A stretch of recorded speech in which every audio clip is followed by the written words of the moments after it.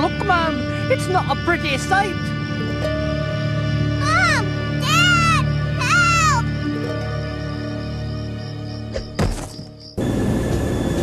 Alfred, what kind of weapon systems do we have? Oh, I've thought of all sorts of wonderful little ideas. Unfortunately, I haven't had time to make them yet. What? Perhaps I spent a little too much time on nuclear medicine. Well, there's only one thing left to do. What? What are you doing? What I should have done all along.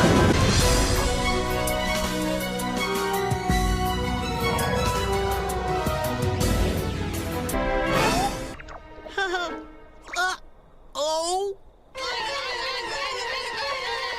See ya! Alfred, I think now would be a good time for you to tell me how I can stop the fly. Yes. Here comes the answer now.